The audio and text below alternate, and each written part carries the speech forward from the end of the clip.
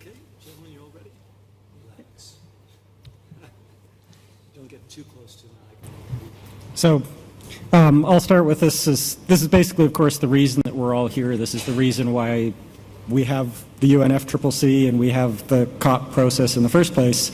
And this is basically the picture before the Paris Agreement. That upper line is basically business as usual. That's sort of the pathway without any climate action, without any concern over the climate. And if we actually want to be headed towards 2 degree, let alone a 1.5 degree target, we need to be down on the blue line. So these are in gigatons of carbon dioxide. So these are really, really big numbers. And back in 2010, we were at about 47.5 billion tons of greenhouse gases expressed as a CO2 equivalent emitted globally. If you look at 2020, according to business as usual, that would have expanded to about 56 billion tons of greenhouse gases. But if you want to be on a pathway towards a 2 degree world, you'd have to reduce that down to about 52 billion tons. And if you start looking further out in time at 2030, business as usual would have been more like 65 billion tons of greenhouse gas emitted. And in order to hit 2 degrees, you have to be down, reducing your emissions substantially down to 42 billion tons. So that's a really, really big gap. So pass it over to you, Matthias. What is how's the Paris Agreement improved this? We are here also as the Paris Agreement just came into force a couple of days ago. And we know that the aggregate of, the contributions that countries are making towards mitigating greenhouse gas emissions, so cutting greenhouse gas emissions, those actually lead us a little bit closer to where we need to be, which would be on the blue line. But still, as you can see, it falls way short of that. As someone who has actually worked on the development of mitigation policies and also worked on these national targets, I know that not all of them are really well founded in national action. So we may not be certain that we actually are able to achieve those targets. There is a lot going on in this process on the national levels, on the international level as well, where promises may not always take place. They may not always be implemented. And so there is this really big gap, even if they were all implemented, which would be where you can see the small red arrow at the 2030 year line. So this is a huge gap, and this is a huge challenge, not only to mitigate, but also to go beyond that if we want to keep the temperature goals, temperature rise to well below 2 or even 1.5 degrees by the end of the century. And so there is a role for some new concepts that are coming into this conversation, and that's removing that carbon from the atmosphere. And with that, there's of course a whole host of challenges that is associated with that. First of all, the question how? Who's paying for it? And of course also, most of these technologies are at this stage not fully tested, in particular not at the scale that we'll need them to achieve this downward path. So my question to Hugh would actually be, well, what are the examples that we know of, and how do they work on a technical level? Well, if we think about extracting greenhouse gases from the atmosphere, the big one is CO2. There are others like methane and nitrous oxide, and the Montreal gases like the CFCs, but the big one is CO2. Now the policymakers seem to believe that it can all be done by burning wood, let's say, biofuels. So we grow lots of trees, as shown in this diagram. We then burn wood, not coal, not gas, not oil, and then we take the CO2 out of the flue stack, out of the chimney of the power station, and we put that CO2 deep underground somewhere in some geologically stable place. Now, the issue here is that these things have to be built to deal with tens of billions of tons of CO2. to meet that gap that we were just talking about. So 10 billion tonnes, well, we don't handle 10 billion tonnes of anything. So I think the policymakers have got this idea that, oh, well, you know, we can just do this. Yet the timescales we're talking about in trying to do something like this is, well, you know, it's tens of years. I mean, Doug, you're into engineering big things. How long is it going to take to develop this kind of technology at scale? The sorts of things that I've been involved with, I'll just give you one example, is I also am working on a team to design a world's biggest telescope. And we started in 2000, and we will pass that off to the astronomers in like 2027. And that has no new technology. That's basically just essentially take the existing ideas and scale them up to bigger sizes. So engineering projects to do stuff at scale is decades at least. That's interesting, because if we're going to be doing this BECCS, bioenergy carbon capture and storage, that's the acronym for it, BECCS, where are we growing all these trees? And whose land is it? Do we, the ones who caused the problem in the first place, have the right to take over the land that belongs to somebody else? I mean, now that's a big governance issue, isn't it? It is indeed, and I'm really glad you pointed out, because there is a lot of concern of people working on agriculture, working on food, and, you know, obviously when you have to grow biomass to burn it, to generate energy, and at the same time sequester the carbon, of course you need massive amounts of land, and therefore all of these approaches, and bioenergy with carbon capture and storage is only one example of them. All of them have their challenges on the technical, but most of all also on their social and political side. So we need to jointly figure this out between the engineers, between the decision makers, but also between the social scientists. And we need to find a way to engage with the broader public, actually. Well, so let me get this right. We've got a problem of time scale. Doug's saying this might take 20, 30, 40 years to develop at best. We've got a problem of dealing with the people who are going to be most affected by the technology, perhaps people in poorer countries than the ones we are normally thinking of. And then we've got a problem of who's going to pay for it. I mean, this is not straightforward. It's not at all, and I think we see here in the UN climate policy process that things take their time. And, you know, if you want something to build up in a robust manner, if you want policy decisions being taken in a serious way, you have to hear all the various stakeholders that are concerned with this. Well, we know there are other options, and so climate engineering is quite a, well, what are the options? So step back for a second and sort of think about the big picture here. So we know that if we want to stabilize the climate, we have to bring net emissions to zero. There's absolutely no question about that. And that's in the Paris Agreement as well. So it's not necessarily enough. So I intentionally did not put any numbers on this plot. The trajectory we're on right now with the Paris Agreement, with the INDC, the pledges that have been made under the Paris Agreement, that black line is more like 3 degrees, not 2 degrees or 1.5 degrees.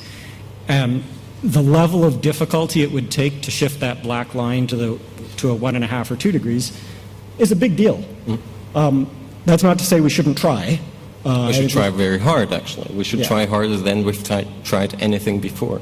I think my biggest worry is what happens if we don't succeed in doing that. Exactly. If we do succeed in doing that, I think at some level a lot of the other things that we might talk about today is like, great, we didn't need to think about them.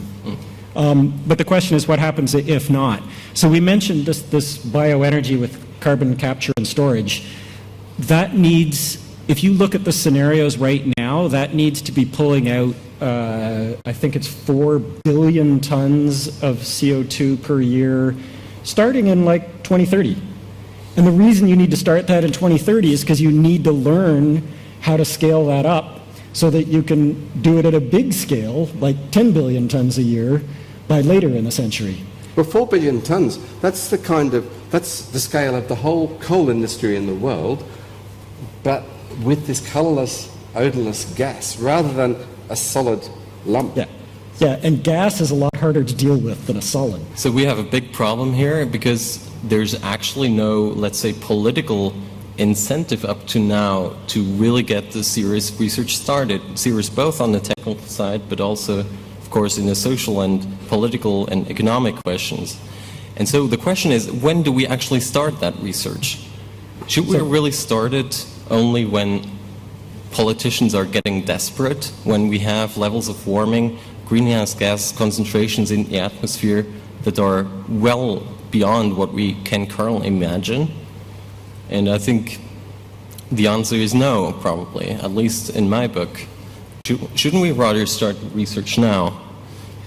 Yeah. So let me just say a little bit more about this chart, and I think this is a really important message to get across here is we're hopeful, perhaps, everybody at the whole COP, everybody in the world maybe is hopeful that we can develop these technologies to pull carbon dioxide out of the atmosphere, but it's not obvious when you can do that and what scale you can do that at.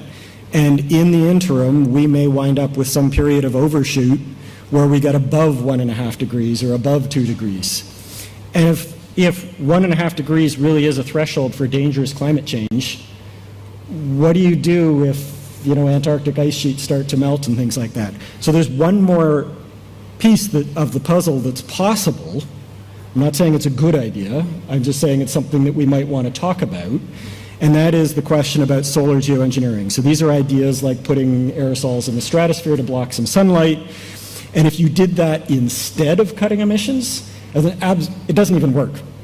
But if you do that on top of cutting emissions, if it's a separate decision in some sense, then I'd say it's plausible. Right. And so what I really like about your slide there is that it shows the big picture. It shows that all of these approaches can only be discussed sensibly if we look at the big picture and if we consider cutting emissions more drastically than ever, taking the carbon back out of the atmosphere where we dumped it, and then maybe also consider what would be the implications of doing this type of direct interference in the climate system. Again, also, I am not saying that it's a good idea. Frankly speaking, I'm terrified of it, and I think the whole research community is terrified of it. But we need to be talking about this because otherwise we might find ourselves as an international community in a situation where someone will think it is a great idea, and someone might actually just go ahead and do it. And so we need to have a very honest conversation, because these direct interferences in the climate system, they are at the same time, maybe they may be hope, they may be nightmares, they may be both for different people, but we don't know yet. And given that this is actually truly a global intervention as an idea, the risks, of course, the physical risks, but also social and ecological risks are huge.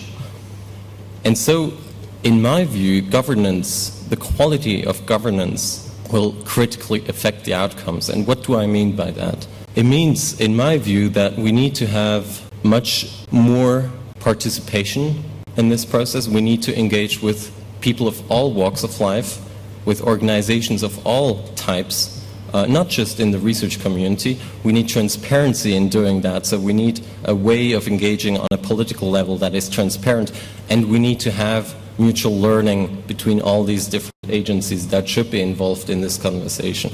And in the end, one can only hope that these issues will be taken up in a balanced and accountable policy process.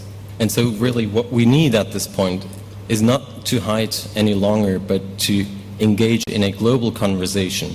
So if you're thinking about reflecting sunlight, then this is the way you might cool the planet. Now, let's actually get this conversation going now. I'm going to talk about some geoengineering technologies. Suppose you're looking at the Earth from outer space. You'll see that it's kind of milky, whitey, cloudy surface, and that whiteness reflects some sunlight. Now, if we look at this picture here, you'll see that actually these are tracks from ships on the ocean, and you'll see that the exhaust gases from the funnels of the ships, the particles in those exhaust gases create clouds by precipitating more clouds. But should we make machines that do this for us? Why don't we make purpose-built machines to create whiter clouds? So this cloud whitening project is actually something that's really seriously being thought about. It might take 20 years to develop these machines to get them to work properly, but they're not going to be free. They're going to cost something, and building them is going to be some admission that we failed to meet the Paris Agreement targets by other means. We're having to do this rather ugly thing called geoengineering. But who's going to be in charge of it? Who's going to fund it? Who's going to say, yes, that's a good idea? How do we get that going? It's a ship. It's an autonomous ship. It's meant to be solar powered and wind powered, and it sprays salt water up into the sky, and the little particles of salt precipitate clouds and make the clouds whiter.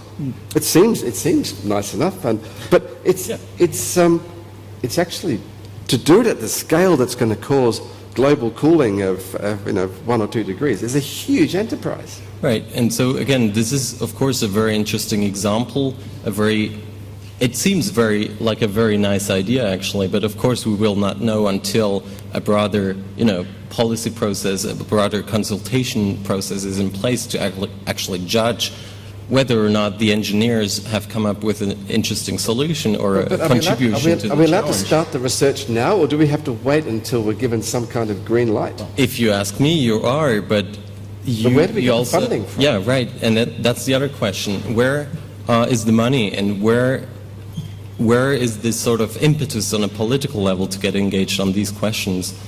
Well, it's interesting, even getting back to this BECCS thing, the bioenergy with carbon capture and storage. This is kind of an illustration of how you have to store the CO2. This is a huge exercise as well, and the money seems to be, we can have money to do this, but there's no money to think about geoengineering. Well, why not? And we should have this discussion about why we can put billions of dollars of research into BECCS, but no money of research into geoengineering. So, Hugh, you did actually have a research program to do some work in geoengineering, right? Yeah, well, here's an example of where things go wrong, because we had an example. This is a project I was involved with called the SPICE project, which stands for Stratospheric Particle Injection for Climate Engineering. And the idea was to emulate volcanic eruptions. If you think of Mount Pinatubo, for example, in 1992, it erupted and caused about a 0.5 degree cooling, which lasted for about a year. So maybe we could pump the same stuff, sulfur dioxide, that Mount Pinatubo put high up into the atmosphere. We could pump that same stuff into the stratosphere. Our idea was to have a big balloon up there and a pipe and to pump stuff up. The thing is that when we started even thinking about doing experiments, we were told, no, you can't do experiments because the governance is not in place. Well, is that a reasonable response, Matthias? I don't know. That is a very difficult question because, of course, nothing of this is happening in an empty space, legally speaking. But at the same time, laws have not been made and international agreements have not been made with this particular technology in mind. But we're running out of time. We are, and that's another reason why we need to have these discussions in the policy areas, in the climate policy area, but also on all levels with research funders. For instance, we need to engage with them to convey that urgency and to better understand what the concerns are with going ahead with this type of research. But see, nobody thinks that this kind of technology is a good idea, but if we fail to meet our quite ambitious targets as laid down in Paris last year, well, what choices have we got? I mean, I don't know whether, Doug, you've got concerns in this. Yeah, I think my biggest concern would be really much more it's the counterfactual. So what happens when if we find ourselves in 2040 and the research suddenly says, actually, we've already destabilized the West Antarctic ice sheet and we're headed for 4 meters of sea level rise?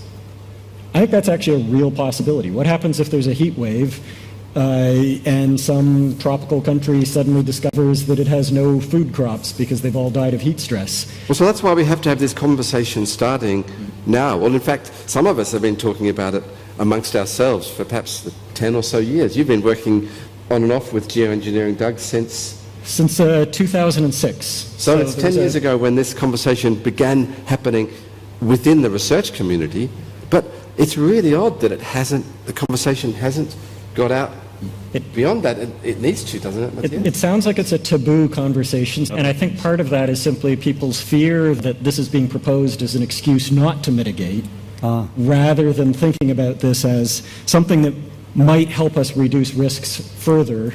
Right. Yeah, so I was fortunate enough to sit in on a couple of discussions, including with negotiators at the COP in Marrakesh here, and this is a very prominent fear.